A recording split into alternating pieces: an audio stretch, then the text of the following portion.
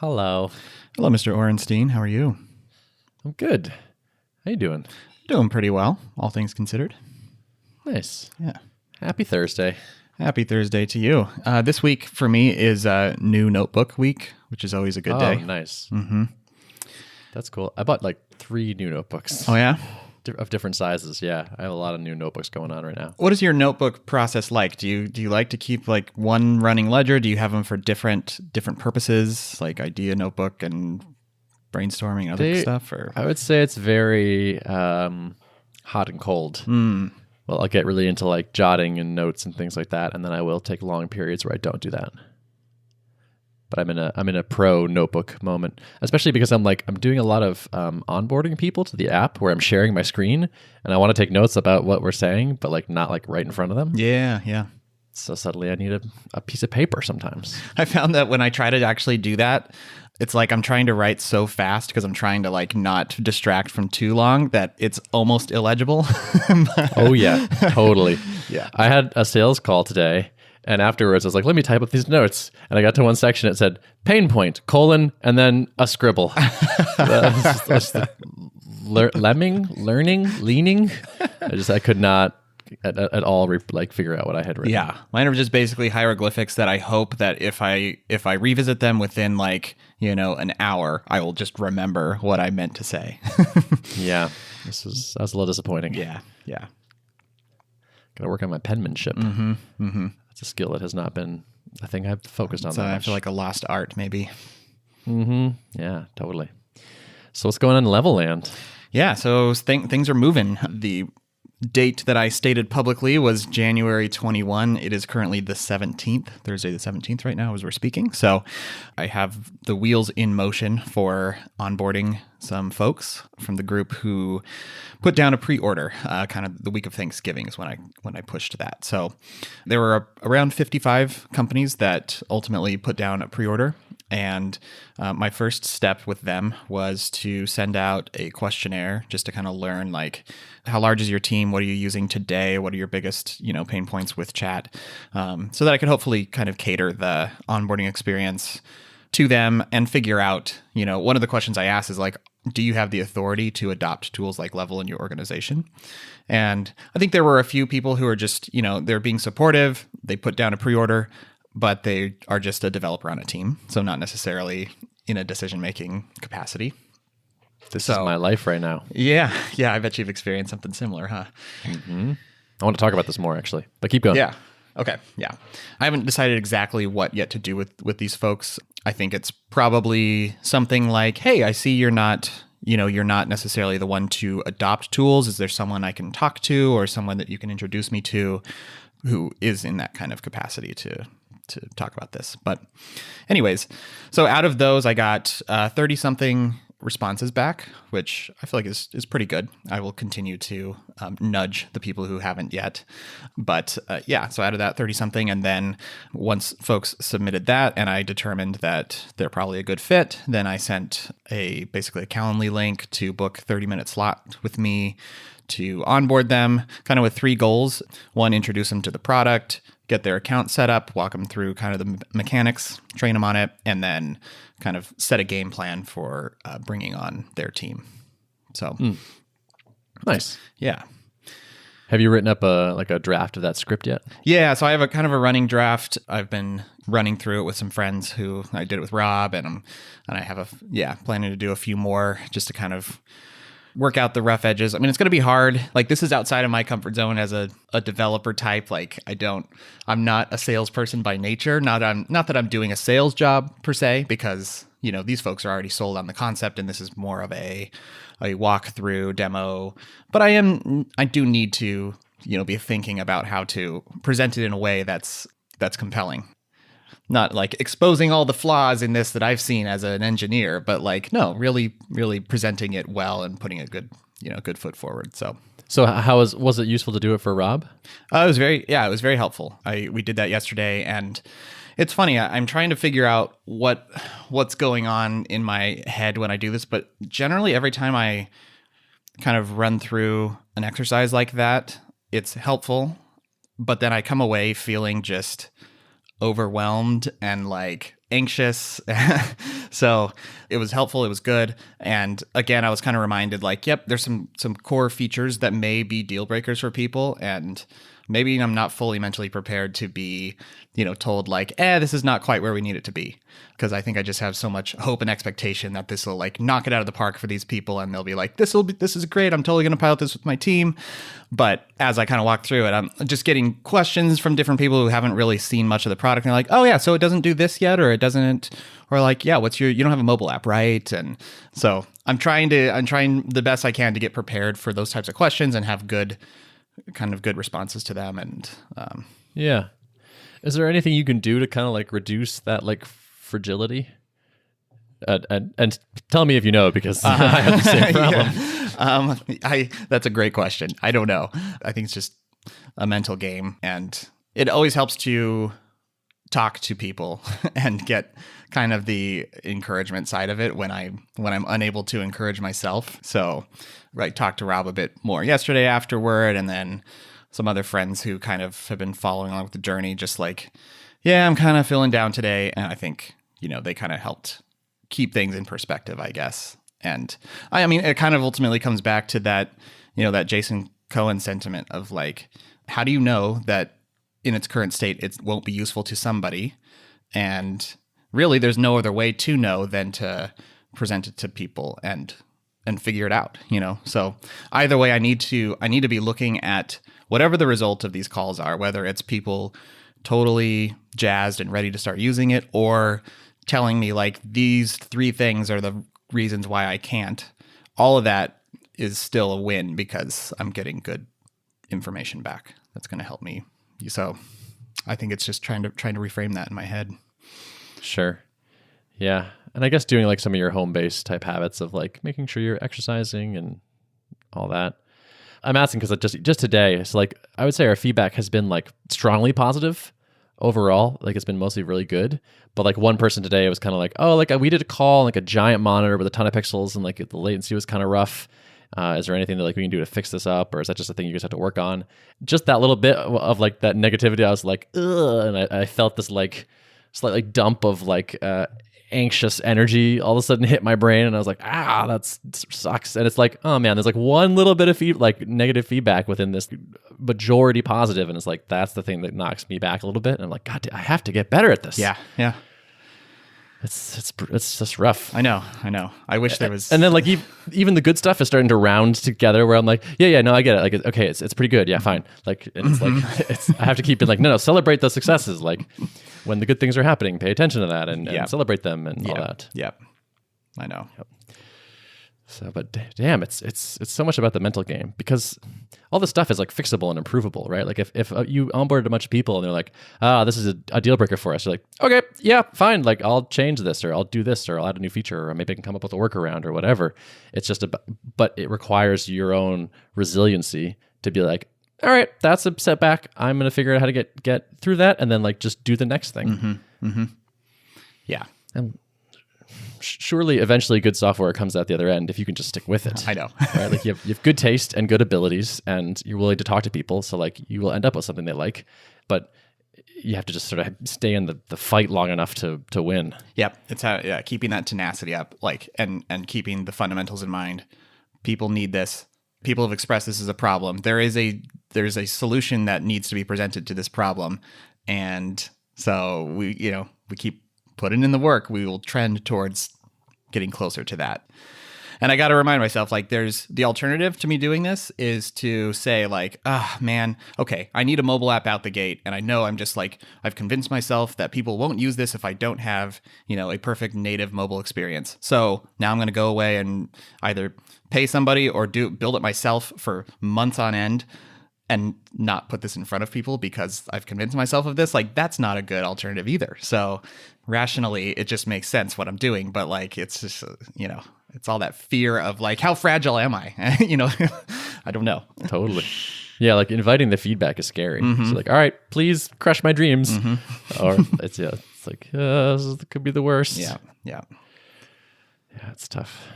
But like, I don't know. I'm trying to not shy away from it. Like, I'm just like, that's great. Thanks for giving us that feedback. We'll come up with a plan. We'll figure some stuff out. We'll do some internal testing.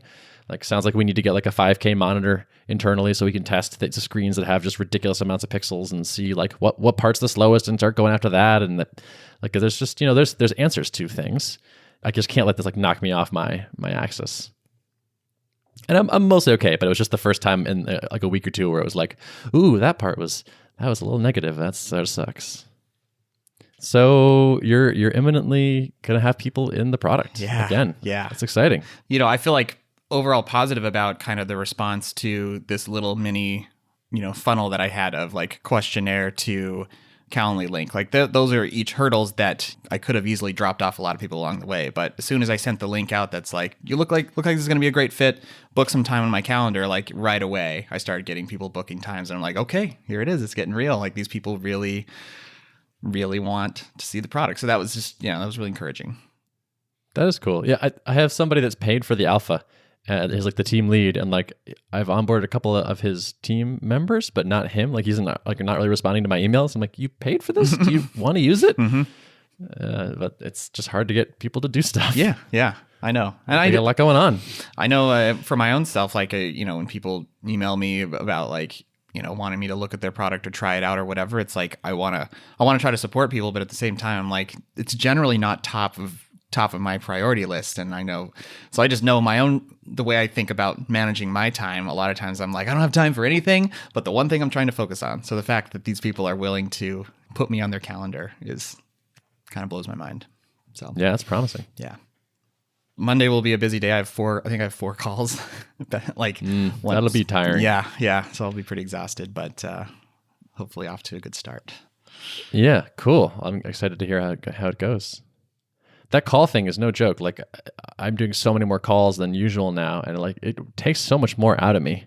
Like knowing I have the call, prepping for the call, getting on the thing, being on, digesting the feedback, rolling with the punches when they happen. It's just, I don't know. These days are draining me more than like, writing code or thinking about stuff and writing emails or marketing or something like that. Yeah. Yeah. That's why I've decided to still do the same thing I did when I did the early on validation calls, where I'm trying to keep these booked in the afternoons. My afternoons are pretty much, kind of set aside for this. My hope is to get to the point where I can get some productive, feature building time in the morning and then switch over to this. I have a feeling for this next week or so, my mornings will also be consumed with just thinking, preparing, and, they'll be kind of centered around these calls, and I probably won't be getting much built. So yeah, I need to do that too, actually. Like I have like my Calendly open up to pretty much my whole day, and I think I should stop that. If I can do 10 to noon with like a solid work break, like get in, get caffeinated, get my drink ready, like hit my desk and like figure out the best thing and like spend 2 hours cranking on the top thing, that like I'm happy to do calls the rest of the day. That's totally fine. But like if I have like one at like 10 and then one at like 2:30, it's like, well, I'm probably not going to get that much done today, even though it's just 2 calls. Like they just have a way of eating into other things. So yeah, that's probably a thing. I'm gonna do that. Life hacks. Yep. Cool. So you like heads down building then? Like you trying to ship a last set of features then? Yeah, I do. I have a few things. I have a few things that I know that I want to get in, and I mean the list is not too overwhelming, but I'm anticipating that I will be kind of working overtime leading up to Monday, and just little things like now that people will be bringing their team members in.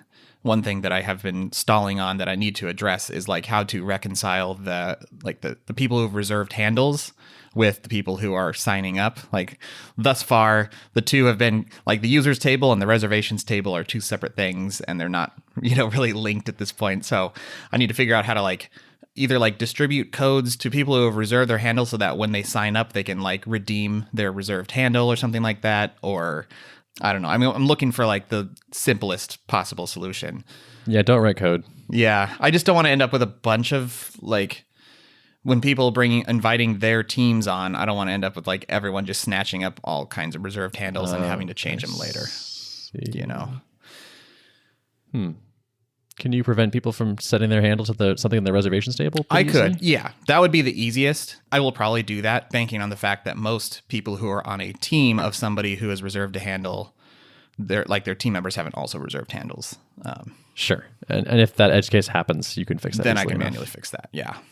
So that's probably what I'll do. But just little things like that popping up here and there that I'm sure will, as the deadline gets closer and closer, I'm sure I'll start to remember little things like that. So yeah, that was definitely the case with us. Which is like, oh yeah, we said we were gonna do that. Oh boy. Yep. We had a bunch of last minute things to do for sure. Yeah. Well, good luck, man. Thank you. Yeah. Text me if you need any moral support. I definitely will. Yeah, you can count on that. Yeah. We could even do a call Monday night or something if you want another call on your schedule. Yeah. Yeah. Or just a chat. Cool. Yeah. Appreciate that. It's nice to even just one person to be able to vent and rant is useful, I find. Totally. Yep. Yeah. Cool. So should I do some stuff? Yeah. What's been happening in your world? Okay. I thought I'd start with a feature change that we did, which is we went climbing finally after getting back into our actual get exercise routine on Friday, I believe it was. And I was standing there in the gym and just letting my mind wander. And I was like, what if we instead of doing full-time dual mouse had a handoff, but it was a really nice, easy handoff. So if you didn't have mouse control, you could just left click once and get the mouse back. And only one person could control the system mouse at a time. How would that be hard to do? And Spencer was like, that would be so much easier to do. And I was like, oh, interesting. The dual pointer thing was easily the biggest source of bugs, I would say. Just constantly little things, so many edge cases. And again, as you know, as I've told you, it's the hack basically. So it's just always hard to get it where we wanted it. And I was like, what if for a little while, until we got the dual cursors where we want them, we use this simpler version where there's a handoff, but it's a very lightweight handoff. We ran with it, and basically in one work day, it started Friday afternoon, and by Monday afternoon, we had that deployed. We're calling it tag team mouse mode. And tag team is actually, it turns out it's great. It feels great. We do that whole rendering a fake mouse locally that feels like the real mouse, but you can't see the other mouse on the other side, so it feels like it's responding instantly. The handoff is so much simpler, and there's not these obnoxious phantom cursors around and things, and it's just a nice win. I love that. I mean, that arguably might actually be better than having the shadow phantom mouse. It might be the only thing you can't do as easily, in my opinion, is wave your mouse over a thing and be I mean this over here. To do that, you would need to take control. But what we did is, if you left click, you take control. But if you right click, you get a little circle indicator, this thing right here. So you can basically accomplish the same thing. And we could also even turn that so if you held the right mouse button, you could draw a draw circle or draw an arrow or whatever you want. So I think the whole look at this thing need is solved with that. It felt a little bit like we kind of startuped it a bit or something, or MVP'd it or sidestepped it, whereas there's this feature that would be really nice, but it's insanely complicated. And what if we could get 85% of the value with something much simpler? And so far, I think we have. At least no one's complained. I'm curious to see. But that we shipped that on Monday, and when I onboard people, they're like, okay, cool. And I tell them by the way, we're working on full-time dual cursors, but it's hard, and so heads up. And they're like, yeah, fine, sure. This thing that we assumed was 100% required, it might not even be required, and we spent so much time on it. So I don't know. That's classic. It's so classic, and I'm hoping that's one of the things that I'm looking forward to. Fingers crossed that I discover some of those things, some of my assumptions around things that I think I need to add into level, may turn out to be total non-issues, and maybe the simplest solution will win, which I would totally love that. Yep. So, yeah, totally. Yeah, I think you will find some of those. You'll probably find there's some things that you didn't think you had to build yet that people will miss, and there'll be some things that you assume you'll have to that they won't. That's been the case for us for sure. It's actually pretty rare so far that we get a feature request for a thing we haven't thought of before. It's more things that people argue for, but we never it didn't really quite make it over the hump for the rest of us. Where it's oh, we should totally have a way to quickly do this, and we're no, that's not an early we shouldn't do that. And then people ask for it, and see. I wonder if we'd launched a month earlier or 2 months earlier, if we had started with even simpler and said, no, dual mouse is hard. We're not going to do that yet. What's something that we can do that's simpler? If we just asked that question 2 months earlier or something, maybe we would have just sidestepped that whole thing and maybe we'll never build this. I don't know. So classic thing, we must overbuild. No, I mean, we're not overbuilding, but surely we understand that every feature we need. We're totally correct about that. And I love that the realization came to you while detached away from the office, like staring off into space in a climbing gym. Like, it just goes to show that there's a lot of value in stepping away. And I've done that like recently. I like set aside an afternoon. I'm like, I just need to kind of think about some things. So I just took a notebook, went to a coffee shop, no computer, and like jotted down. I had stuff I needed to brain dump out of my head. And then that kind of led to more things. And it was just like, felt like a really productive afternoon. And I had more clarity of thought on stuff. So like getting out from behind the monitor is really important. Totally. Yeah. I was not shocked. It came to me in a different place, and like while getting some exercise and moving my body, and that's cool. That's actually a pretty big win for us. That was the I would say our most clearly janky part of the app, where I was just like constantly seeing issues there and like apologizing for them and what on calls and whatnot. And now I don't think I've seen a single mouse issue since. So it's like pretty great. I had a cool experience too, onboarding somebody in India. It was like a remote team member from one of our customers, and he was like, "Yeah, I'm using my 4G cell connection. Wow. I hope it'll work." And I was like, "This is definitely not going to work," and it worked. Like the latency was much higher than a wired connection and someone with more speed. And also, he's in India, so like there's just like we have a 300 millisecond ping between us, just like because of the speed of light and such. The app did not fall over, and I was like, "This is amazing!" Like we had sort of assumed you need like, at least like we were telling people like 10 megabit per second upload. And like we use sometimes up to 5 or 6, depending on how much is going on the screen. But this was like, he had like 300, 10,000 versus 300 is what I'm trying to get at. Okay. Yeah. Yeah. I don't know why I can't math right now. Anyway, so basically no upload. And yet it worked. Like it was clearly delayed, but the app didn't fall over, and like the quality was like good enough. And he was like clearly used to like a really bad like experience. Like he was just like, "This is great. Like I'm used to like stuff, and like this is way better than usual." Like he was like, "Can you just go scroll something for me?" And so I just went into like my text editor and scrolled through a long file. And he's like, "This is amazing. I can see it scrolling." Normally with Slack calls, I just like don't see anything, and then all of a sudden it updates and it's the end. Wow. And so I was like, wow, like we could do scrolling. I mean, if you have a crappy connection, I guess being able to see text move around is like better than what you're used to. How interesting. And what do you think? Because like Slack calls is using WebRTC, I'm assuming, right? Probably. So like, is it your guys's, the way that you're selectively shipping like parts of the screen across the wire? Like, is that part of the reason why you guys are? I don't know why Slack calls is not better. I think part of it is they're constrained to using, so like they use Electron because they want to be on every platform. So they have to run in the browser and everywhere else. And so given that, you can only use the sort of pre-compiled, preset feature set of WebRTC. And so you can't turn as many knobs, and you kind of get what you get. And so less control. Yeah. And like you're running through a JavaScript bridge and stuff. So yeah, I don't actually know why it's not so good, but like I underestimated how bad Slack calls is basically. Like, yeah, from what people have told me. Yeah. That's cool. That's nice. Right. I hope they stay focused on things like their logo. Yeah. Yeah. Oh man. It just feels like it's so much more generic now that they gave up all of their brand equity. Like that tilted hashtag was so recognizable, and now I don't know. Yeah. It feels like a misstep to me. I like reading John Gruber, like blasting people's design decisions. Mm-hmm. It's like a fun little hobby of mine. It's a pastime of yours. Yeah. It's a guilty pleasure, I should say. I have seen enough companies do things like this where at first I'm like, oh my God, like this is so much worse. And like I get mad too. And then like a week later, I'm 100% used to it, and like I don't care anymore. And so I was just like, yeah, that does seem worse, but I'm not even going to think about it because I bet I won't care in nanoseconds. Yeah.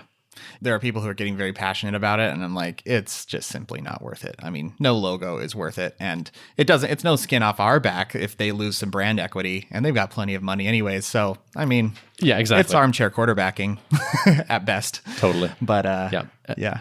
And so, yeah, I was just like, I'm not going to think about this because, yeah, I know my brain a little bit now, having seen this a few times. Speaking of which, don't hate me, but I did start a small Slack group for feedback from Tuple people. What? I know. Why are you not on Here's level? the thing.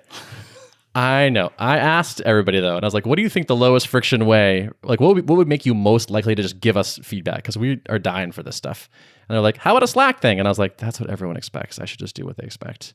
I was going to be all like Level or Discourse or Discord or I don't know, like or email me or something. But then it was just like everyone's already in there is the thing. Yeah. No, I think that's probably the right call. I mean, I would love for like Level to be top of mind for people someday as like that kind of use case, but also like there's many ways that you can use that. There's many ways people are using Slack today, and they're misapplying it in a lot of scenarios. Like it's probably not ideal for most of the cases where people are using it. Like I think of like these large programming communities with 20,000 people in them, and every time I drop into a channel, it's like there are 1,200 unread messages since you last visited 5 hours ago, and it's like there's no sense of organization in here.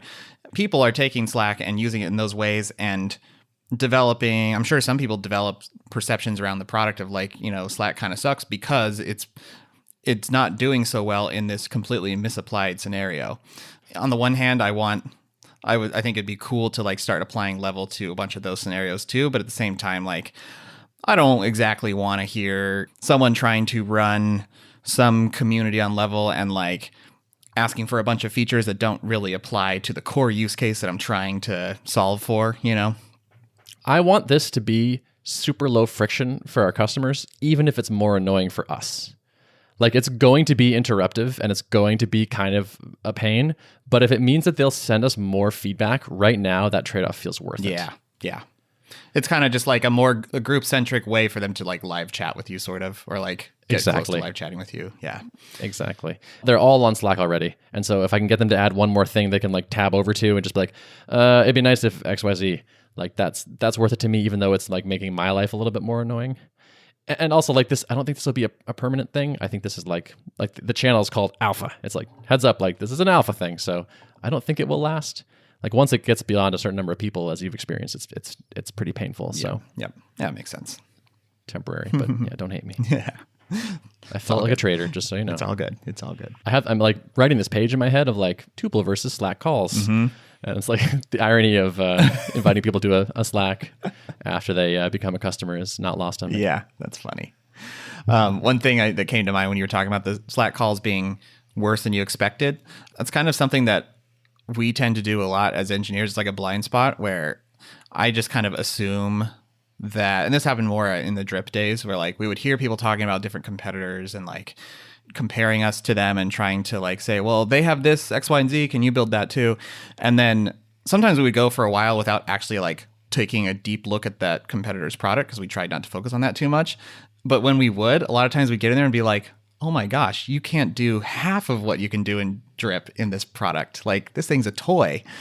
Well, no software is perfect. Most software is not like completely knocking out of the park for their niche even. And so like it's important not to like build up competitors too much as like this like really shiny, perfect thing. Totally. And even if your competitors are executing well, as long as you have a philosophy, people will find your philosophy compelling that don't find your competitor's philosophy compelling, I think. They're just like, I like your logo better. I like the way that just your design speaks to me more, or the way you think about things, or the model, or whatever. I feel like people, especially nerdy types that care about this kind of thing, they're likely to just like have strong opinions and be turned on or off on things that you might not even think to compete on. Yeah. Yep. Totally true. So I want to talk to you about sales a little bit. Yeah. So first of all, goddamn enterprise sales. Oh my God. Getting a taste of it? I'm getting a taste of it. So yeah, here's what's great about enterprise sales. I can say like really big numbers that like make me think like, what? And like, they're like, okay, that sounds about right. And I'm like, okay. And so like, that's amazing. Mm-hmm. And so it's like, you want to spend like $5,000 like it's nothing? Awesome. That works for me.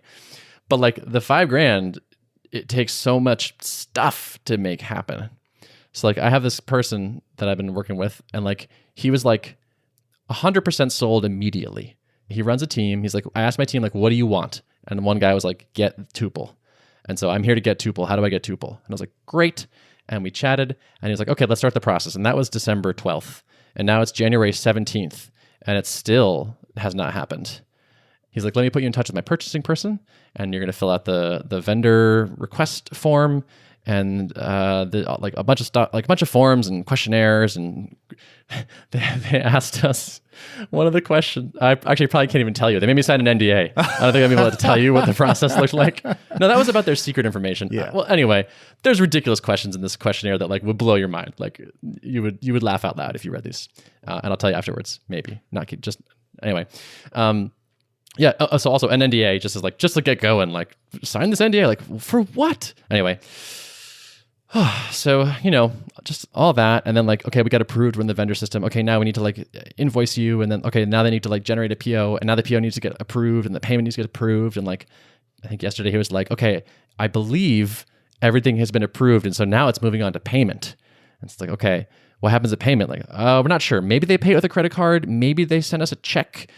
Like maybe they're going to mail a check to our bank. It's just like, it's amazing. So like, it's great. Like I'm excited to make $5,000, but it's been 5 weeks, and who knows, it might be 8 weeks before this happens. It's like, that is a painful thing. And it's not like a lot of babysitting. Like it's like kind of quick check-ins and like, right.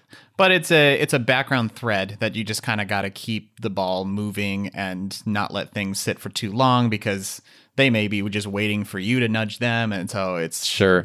The person I'm talking to could have not have made this easier. Like he's like really responsive. He's really on top of it. He's the one like telling me what's next and whatnot. And so like, he's been awesome to work with. It's not about him. It's just the process, and just, there's just all this like corporateness around it. This is like one of my things I'm thinking of is like, do I want to spend my life doing this? Like how much money is it worth to do this? Like if my whole life is pushing these sort of deals through the pipeline, that sounds pretty annoying. Would we rather charge less and be less high touch? Yeah, maybe. I don't know. So I'm trying to like figure out where I want to be, what's worth it.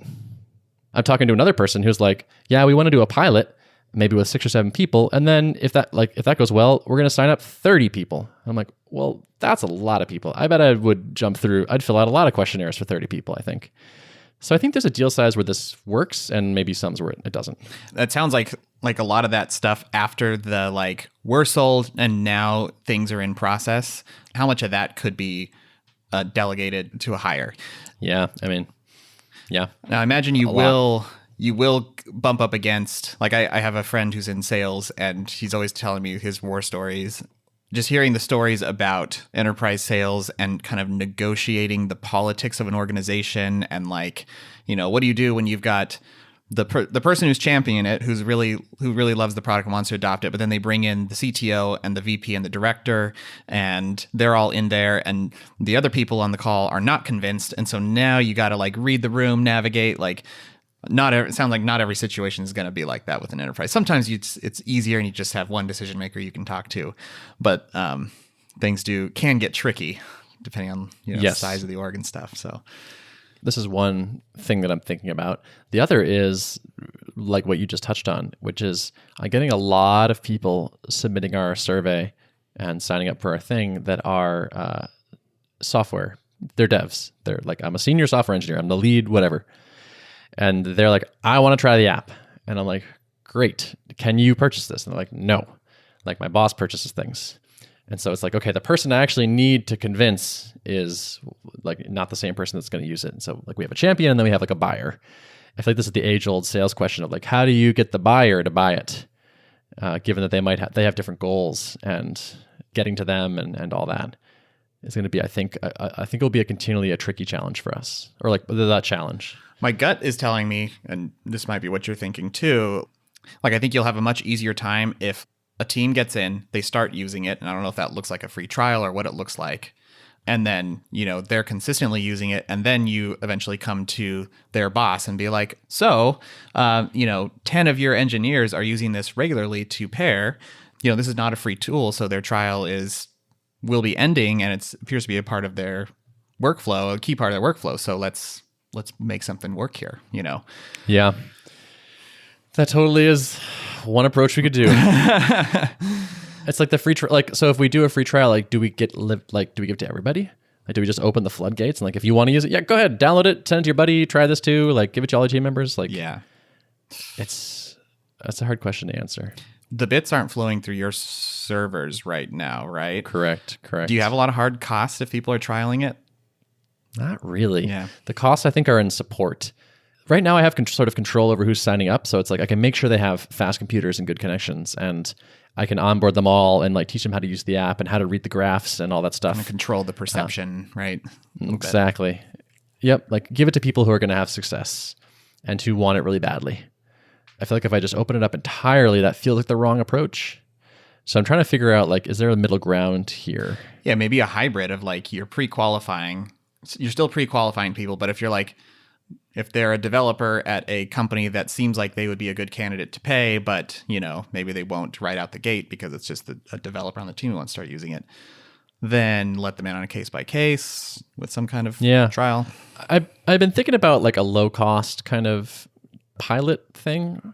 So it's like $199. You can try it with up to like 10 people at your company kind of thing.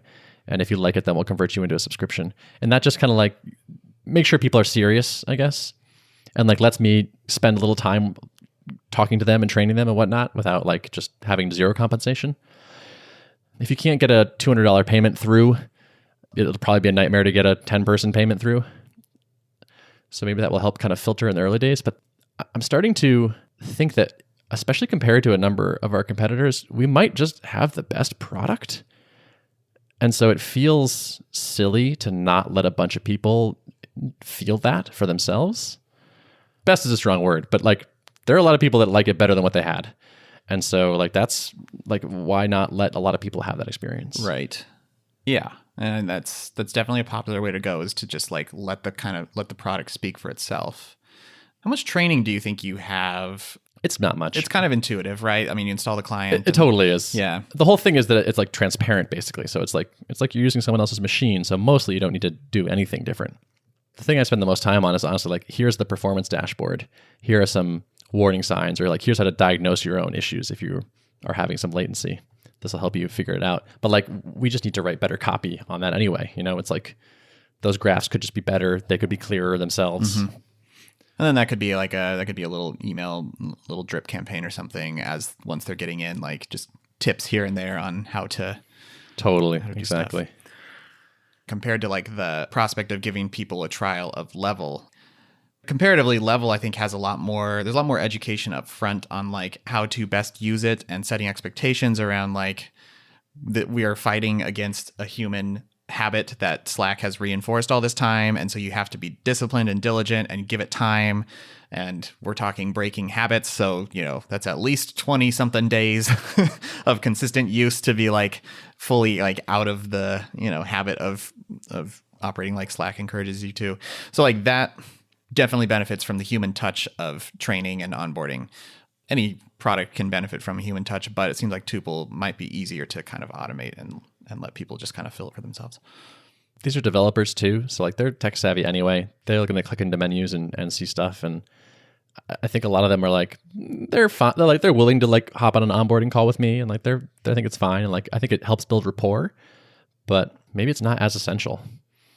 I'm getting some benefit from these calls, but I wouldn't say a ton. Like I take notes on like interesting ideas and whatnot, but it's nothing totally surprising these days. Right.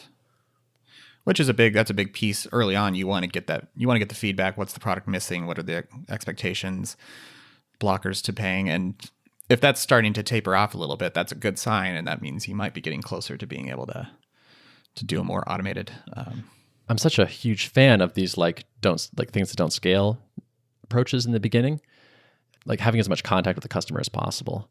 But if I can convince them to like hop in that Slack channel and give feedback as they're using it, like, do I need to do a call with them? Probably not. And like a lot of these people are in my audience anyway. So like there's some rapport because they listen to the podcast or they follow me on Twitter and they maybe have for years, like some of these people. So I think some of the normal reasons for doing more face-to-face type thing, like one-on-one things, maybe are not quite as potent here. I was envisioning like an A/B test, like a sales A/B test, like basically like manually like do what I've been doing with people, like reach out like to give them a demo and like try to like do like an enterprisey sales dealy thing with all the people versus like send like a similar group just like, hey, here's a Stripe payment form. If you pay this $199 thing, like I will give access for up to 10 people. Just like shoot me an email and like you're off to the races. And like just see who wins. That's interesting. I think it's worth a shot. Do you feel like the product is stable enough to start working that, or do you want to still keep it like more constrained? Stability feels pretty good lately, actually. Nice. One thing we got to change is that, like, so we have a list of online users, and it's just literally everyone that's signed to the app. That's good. You know, like build out the add friend, remove friend, search the directory, blah, blah, blah, all that stuff. And so, like, right now it's just literally everyone. The universe. And it's the Tuple universe. Now, yeah. But now it's like, it's scrolling, which is kind of awesome. Like, it's like people are online. Oh my God. But like, I think that shouldn't last for too much longer. So like that would be like, I would say one blocker is like at least filtered to like everyone has on the same domain kind of thing. This is like, could be a simple backend kind of change. Like only show the people that are on your team. Wouldn't be too bad. Like I won't let people like add or remove. Like we're not going to expose it in the UI. It's just like your team is already just pre-filtered for you. I don't know. I'm intrigued. I kind of want to try it. Like I'm thirsty for more feedback and customers and interaction and like tell me what sucks and like tell me what needs to be better and like let's go. Like I feel like we're ready for like phase 2 kind of. Yeah, that's really exciting. And I think you wouldn't be feeling that way if you had like this long list of blockers and you had rejections from people and people like, yeah, it's just I can't pay you yet. But it seems like you haven't gotten those roadblocks so far. So yep. Everyone keeps saying, when can I try it? And it's like everyone wants to try it. And so it's like if someone wants to try it, they're not like, when can I go through a 7-week sales process to like sign up my whole team for huge money? It's like, yeah, I get it. You want to give it a shot and see if it's actually any good or if I'm just making stuff up. That's legitimate. And like, isn't it so much better to come to someone who's already used it and liked it and then like, hey, decision maker, I'm going to have to turn off your whole team's access and they're using it every day. Like, you don't want that to happen, right? Like, what an easier pitch that is, I think. Yeah. I wonder if this one learning that you may want to look for as you're thinking about pricing and whether you want to continue going through deeper enterprise sales processes or not, is to kind of try to find that threshold of like a engineering manager of a team. What's his discretionary spending limit on his company card that he could just like throw down the card for and do it as opposed to going through the full like finance team, that whole process, you know? Yeah, that's an interesting question for sure. It seems like at the biggest organizations, there's just like other groups you have to satisfy where it's like, we got to go through the security audit and the vendor thing and all that. Like, why start a company if you're giving yourself crappy jobs that you hate? Yeah. No. So it's, what if we just said, like, if we're not talking a deal of at least this many dollars, we just don't do this. Like, if you have a credit card and you're willing to come sign up, great, we'd love to have you, but I'm not going to fill out your NDA and you're this and you're that, like, unless it's, really worth it. If you didn't have all these requirements, it would cost this much. But if we have to go through that, it's a negotiated enterprise rate, and we're going to tack on a buffer to cover all of that administrative overhead. And exactly. Yeah. And just make it a ridiculous number, because apparently the enterprises, they don't care that much. The thing is, like, this like 5K deal I've been working for all this time, it wouldn't have been any more work if it were 10K. Mm-hmm. I think. Like what's like, and like they don't seem to care about the number so much as like check all the boxes and get approval and all that stuff. Yeah. Yeah. If it's too far out of balance, it will eventually get like audited by the CFO, and they'll be looking at budget line items. They'll be like, what's this? Why are we spending so much in this category? But I mean, I think if it's in the range, the range is probably wider than we would normally expect it to be. Not that anyone should emulate this company, because as far as I can tell, everyone hates them. Nice caveat. Or at least their software. But I was looking at Jira's pricing. Just because I was on a call and someone was like, I'm not, I like quoted a price to him. He was like, that seems like, I don't know, that seems kind of high. What does Jira cost? And I was like, I have no idea. They have an interesting thing where it's like $10 a month for up to 10 people. And so that's like the hook you phase. It's like $7 a month for 11 to 70 people. And then beyond that, they're like, give us a call. We'll figure it out. Let's not copy Jira, but like, I think there's some wisdom in there where it's like, yeah, we have self-serve for any team size below X. And no, we're not going to go through any of that sales process with you. Like, that's just not it. But if you're above this number of seats, let us know. Like, we're willing to go through the pain to get your money, I suppose, after a certain point. So I think that might be where we come down, possibly. I'd at least try that. I'm curious what would happen if I just emailed a bunch of people like, hey, anyone who pays this money gets in. Let's go. Yep. We'll see. Yep. And it makes sense, like, since it's correlated to headcount, I mean, that feels fair. Like if anyone has a team size of substantial size, I mean, that's a lot of salary. Like developers, that's a lot of developer salary being paid. There's some funding there. There's some resources, some capability to pay, so. Yep, totally. Yeah. Yeah, I have to keep reminding myself that, where it's like, if you tell someone it's $1,000 a year, a developer is a $200,000 a year expense just in salary and benefits.